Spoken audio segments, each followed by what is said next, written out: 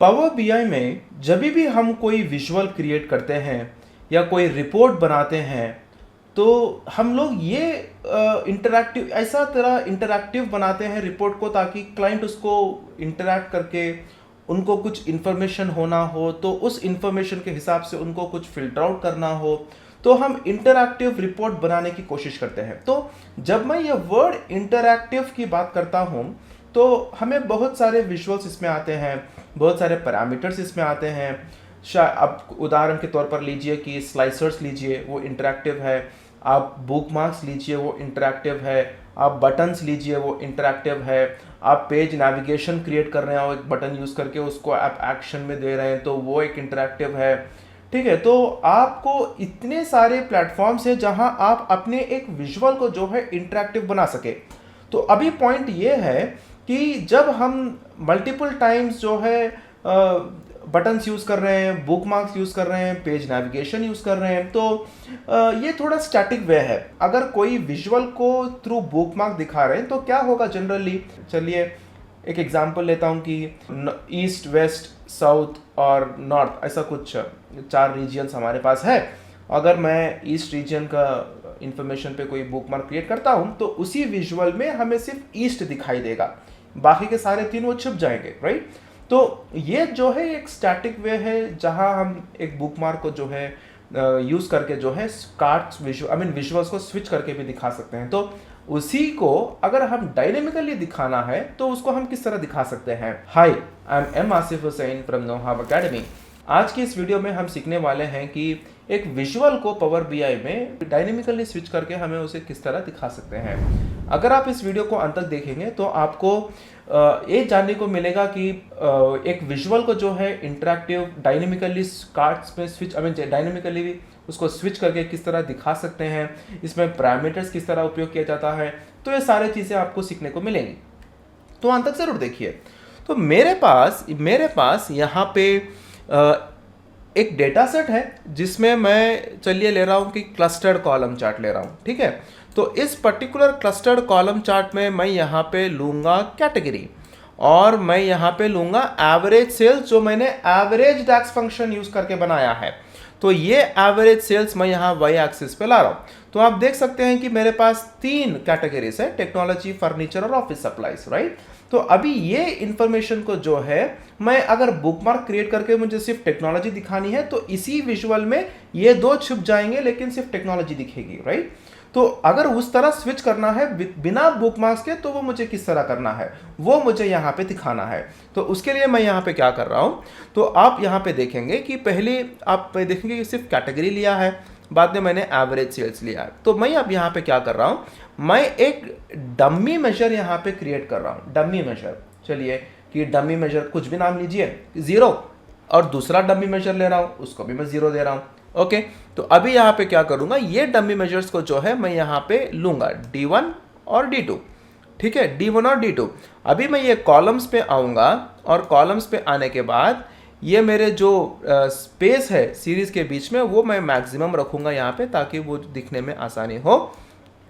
और मैं जब वापस डेटा लेबल्स पे आऊँगा, डेटा लेबल्स को ऑन करूँगा यहाँ पे, और डेटा लेबल्स को ऑन करने के बाद ये D1 का जो सीरीज़ है उसको मैं ऑफ करूँगा और ये D2 का जो सीरीज़ है उसको भी मैं जो है ऑफ करूँगा। अब ये 2 ऑफ हो जाने के बाद हमें अब आता है एरर बार्स। अभी इस एरर बार्स की बात अगर आप बात करेंगे तो पहले D1 लेंगे और D1 में मैं इसको ऑन करूँगा। ओके, अपर बाउंड में क्या ले रहा हूँ, अभी मैंने ये भी कैलकुलेट किया है कि मेरा मैक्सिमम सेल्स क्या है। अगर आप यहाँ पे देखेंगे कि मेरा मैक्सिमम सेल्स टेबल में से मैक्सिमम वैल्यू, और उसी तरह अगर मैं मिनिमम सेल्स लूँगा सेल्स कॉलम में से मिनिमम सेल्स कितना है। ओके, तो मैक्सिमम सेल्स और मिनिमम सेल्स अगर आप यहाँ पे देखेंगे मैं मैक्सिमम अपर बाउंड्री पे ले रहा हूँ और मिनिमम जो है लोअर बाउंड्री पे ले रहा हूँ। आपको यहाँ पे कुछ लाइन्स यहाँ पे दिखाई दे रहे हैं, राइट।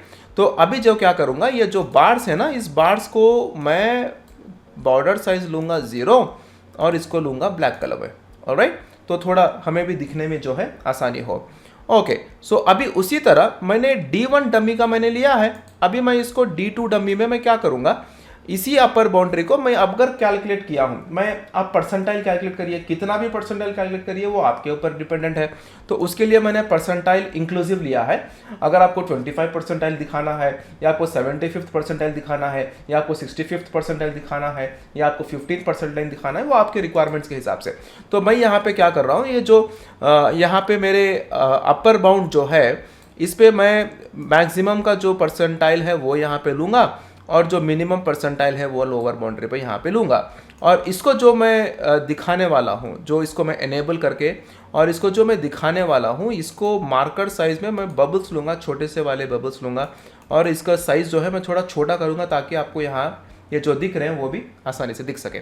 चलिए, हमने ये सारे चीज़ें तो कर लिया, हमने ये सारी चीज़ें तो कर लिया। अब पॉइंट ये आता है, अगर मुझे दिखाना, अब देखिए कि जब मैंने टेक्नोलॉजी, फर्नीचर और ऑफिस सप्लाई लिया था वो अभी नहीं है, वो अभी नहीं है, लेकिन हमने जो डमी मेजर्स लिया और वो जो डमी मेजर से हमने कैलकुलेट किया, अभी वो यहाँ पे विजिबल हो रहा है, वो यहाँ पे दिख रहा है, राइट। तो अभी इसमें हम लोग क्या कर सकते हैं, हम एक पैरामीटर को ऐड कर सकते हैं। ओके, वो किस तरह कर सकते हैं, तो उससे पहले मैं क्या करूंगा, मुझे ये टाइटल और लेजेंड अभी तो नहीं चाहिए, अगर जब होना चाहिए मैं इसको ऑन कर लूंगा। तो इसके लिए मैं क्या कर रहा हूँ, टाइटल को ऑफ करूंगा और लेजेंड को भी ऑफ करूंगा फिलहाल के लिए। अगर बाद में आप दिखाना चाहते हैं तो टाइटल आप दिखा सकते हैं, कोई दिक्कत नहीं है। तो चलिए, अभी मैं यहाँ पे क्या करूंगा, जब हम मॉडलिंग पे आएंगे, हम एक न्यू पैरामीटर क्रिएट करेंगे, एक न्यूमेरिक रेंज लेकर, और ये न्यूमेरिक पैरामीटर में आप पैरामीटर का नाम कुछ भी लीजिए, ये आपकी चॉइस है, और इसका डेटा टाइप जो है होल नंबर है। अगर आप इसमें डेसिमल लेना चाह रहे हैं, चलिए एक ले रहा हूँ 0.25 या 1.35 या 1.75 या 2.5, तो वो डेसिमल के नीचे आएगा। तो फिल वक्त मुझे जो है मेरे रिक्वायरमेंट्स के हिसाब से मुझे एक होल नंबर चाहिए।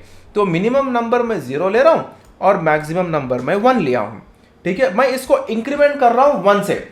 तो चलिए मैं ये बोलूंगा कि 1 + 1 कितना हो गया, 2। अगर 2 के साथ मैं 1 इंक्रीमेंट करूंगा तो 3, 3 के साथ अगर मैं 1 इंक्रीमेंट करूंगा तो 4, 4 के साथ अगर 1 मैं इंक्रीमेंट करूंगा तो 5। तो उस तरह यहाँ पे हमें इंफॉर्मेशन मिलेगी, और डिफॉल्ट वैल्यू जो है वो मैं लूंगा 0।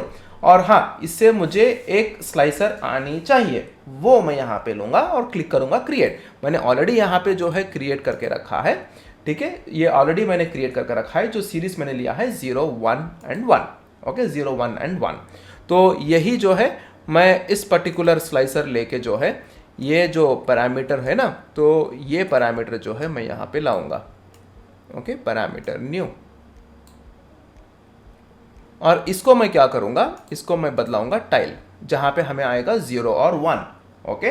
तो इसमें मैं मल्टी सेलेक्ट को निकालकर सिर्फ सिंगल सेलेक्ट को सेलेक्ट करके मैं जो है स्लाइसर हेडर को ऑफ करूंगा, ताकि मुझे इसके इंटरेक्ट करने में मुझे आसानी हो। अगर मैं इसको क्लिक कर रहा हूं तो आप देख सकते हैं कि यहाँ पे मेरा जो भी क्लिक कर रहा हूं मैं यहाँ पे, तो विजुअल में उसमें कोई रिफ्लेक्ट नहीं हो रहा है। तो मुझे यहाँ पे दोनों के बीच में कुछ कनेक्टिविटी बनानी है। तो उसके लिए मुझे क्या करना होगा, मैंने यहाँ पे जो डमी मेजर्स लिया है D1 और D2, इसमें मैं एक छोटी सी कैलकुलेशन कर रहा हूँ कि ये जो मैंने पैरामीटर लिया है उसको मैं इफ कंडीशन ले रहा हूँ, if this particular parameter equal to 1, 0, और ये पैरामीटर मैं यहाँ पे लूंगा, दोनों में भी लूंगा, डमी 1 में भी लूंगा और इसी को मैं डमी 2 में भी लूंगा, ठीक है। ये ले लेने के बाद मैंने जो मेजर यहां पे लिया है, अभी भी आप देखेंगे कि ये इंटरैक्टिव नहीं है, राइट। तो अगर आप यहां पे देखेंगे, ये जो मैंने एवरेज सेल्स जो मैं लेने लिया है वाई एक्सेस में, ये एवरेज सेल्स मैं क्या करूंगा, इससे मैं थोड़ा इसमें कुछ कैलकुलेशन कर रहा हूं डैक्स फंक्शंस यूज करके, जहां मैं ये पैरामीटर लिया हूं उसको मैं 0 से असाइन करके कामा एवरेज ऑफ सेल्स में ले रहा हूं, इफ कंडीशन, ओके। तो ये जो मेजर है, ये मेजर मैं रिप्लेस कर रहा हूं मेरे ये पर्टिकुलर एवरेज सेल्स के साथ, ओके, एवरेज सेल्स के साथ। तो मैं क्या करूंगा, ये एवरेज सेल्स यहाँ पे निकाल के मैं ये मेजर जो मैंने अभी कैलकुलेट किया है वो मैं यहाँ पे लूंगा, ओके। जब मैं यहाँ पे लिया हूँ, अब आप देख सकते हैं कि जब मैं 1 क्लिक करता हूँ तो हमें ये मेजर जो है दिखाई देगा, ठीक है। तो ये एक छोटी सी एग्जाम्पल है आपको ये दिखाने के लिए कि अगर हम बुक मार्क्स क्रिएट करके भी ये हासिल कर सकते हैं। ऐसा कोई ये नहीं है कि अगर हम बुक मार्क्स यूज करेंगे तो हमें इससे और अच्छा आ सकता है। हाँ, आ सकता है, गलत बात नहीं है, लेकिन अब पॉइंट ये है कि बुकमार्क्स जो है वो एक स्टैटिक वे है कुछ चार्ट्स को स्विच करके दिखाने के लिए। ठीक है, आप कुछ और इंफॉर्मेशन यूज करना चाहते हैं तो वो यूज कर सकते हैं। ऐसे बुकमार्क्स ही एक पॉइंट है, नो, बुकमार्क्स के अलावा हमें डायनेमिकली भी हम कुछ चेंजेस कर सकते हैं, वो मैं इस वीडियो से आपको दिखाना चाह रहा था। ठीक है, तो जब भी मैं ये क्लिक कर रहा हूं तो यहां पे हमें स्विच हो रहा है, हमारा विजुअल जो है स्विच हो रहा है। और जो इंफॉर्मेशन में अगर आप देखेंगे कि अब देखिए, अब 0 मैंने सेलेक्ट किया और मैंने 1 सेलेक्ट किया। ठीक है, और आप देख सकते हैं कि ये जो स्विच हो रहा है, जो विजुअल जो है स्विच हो रहा है, इसका मतलब बुकमार्क्स के अलावा भी हम डायनेमिकली कुछ छोटे छोटे डैक्स फंक्शंस यूज करके जो है हम एक पर्टिकुलर विजुअल को जो है स्विच करके भी दिखा सकते हैं। तो आज की इस वीडियो में हमने ये सीखा है कि एक विजुअल को बिना बुकमार्क्स के डायनेमिकली हम किस तरह स्विच कर सकते हैं।